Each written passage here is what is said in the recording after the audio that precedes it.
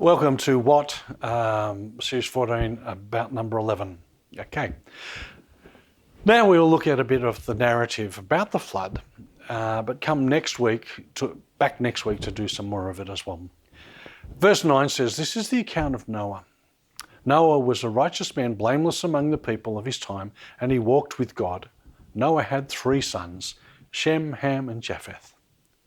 Now the earth was corrupt in God's sight and was full of violence. And God saw how corrupt the earth had become, for all of the people on earth were corrupted in their ways." Notice it says here, Noah was righteous, blameless in relationship to people. Noah's righteousness is contrasted with the violence of all flesh. The message is quite straightforward here. God saved Noah because he walked with God and did not corrupt God's ways.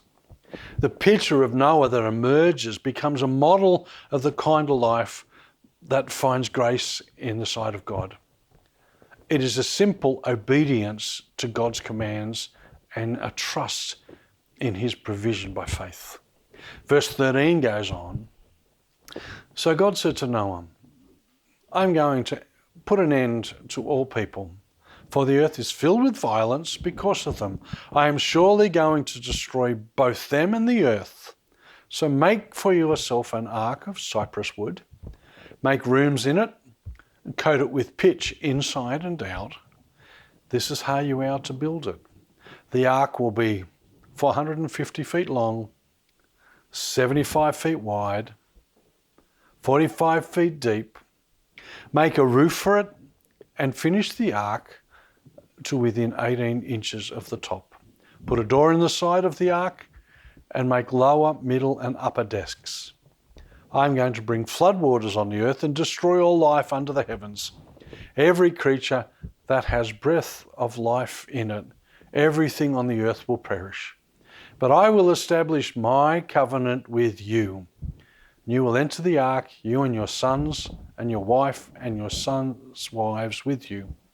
You are able to bring into the ark 2 of every living creatures, male and female, to keep them alive with you.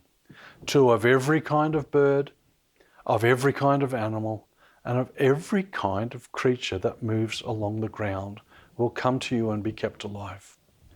You are to take every kind of food that is to be eaten and store it away as food for you and for them." Noah did everything just as God commanded him.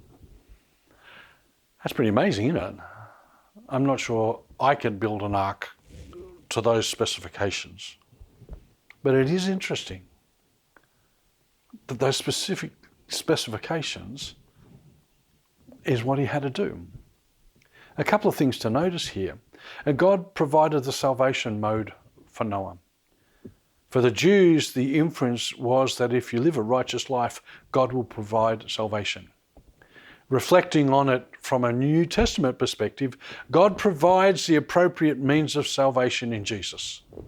In the flood, the only salvation was on the ark. In our lives, the only salvation is through Jesus. The problem is our concept of salvation. As Christians, we understand salvation as God's providence through Jesus to rid sins from our life. But what do we really think of salvation as a concept? Is it salvation from the ramifications of sin, or is it a token concept to say that we get to heaven? Interesting concepts. What are we saved from in our view, not only in our theological view, but in our subconscious view as well? After all, most of us are not bad people. Is our sin really an issue? We are not as bad as the people of Noah's day, surely.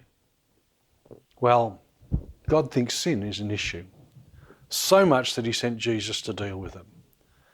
How much do we define sin in our lives? And then, how do we define salvation? Sin is anything that's contrary to God's will. Anything where we put ourselves or our desires in front of God's will. Anything. Dwell on that for a minute. Have a think about it. Anything that is in front of God's will.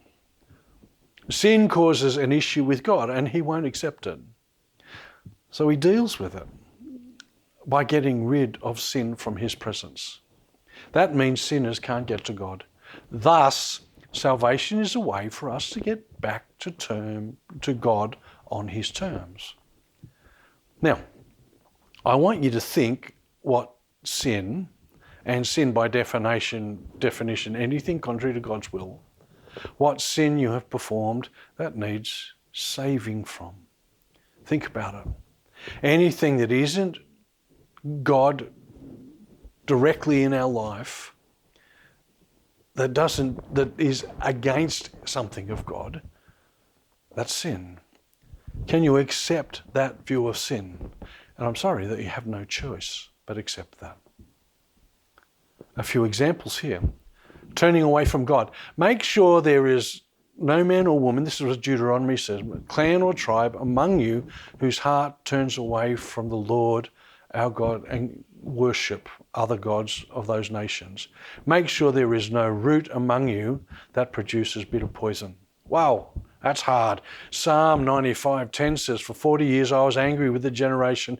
I said, they are a people whose hearts go astray, and they have not known my ways. So I declare on oath in my anger, they shall never enter rest.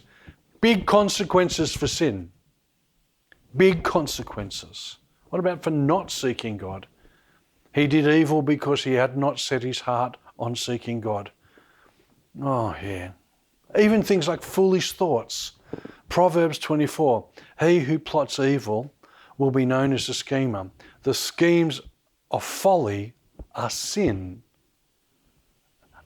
Men detest a mocker. You see, some of these verses are really quite amazing. They define sin in so many different ways. Isaiah 42:20 says, you have seen many things, but have paid no attention. Your ears are open, but you hear nothing. Even our attention, if it's not right, is a sin. Anything which is not faith. Romans 14:23, but the man who has doubts is condemned if he eats, because his eating is not from faith. And everything that does not come from faith is sin. Do you get that? Everything that does not come from faith is sin. We need to take all of these explanations of what sin is and have a really good look at our life. So the life that we understand to be sinful was what characterized life in Noah's time. God didn't like it and he doesn't like it now. We have the same need for salvation as Noah and those people. The thing is, we don't take sin seriously. And as we pray and evaluate our view of sin, ask God to give you a really stick understanding of what our need for salvation is. Bless you.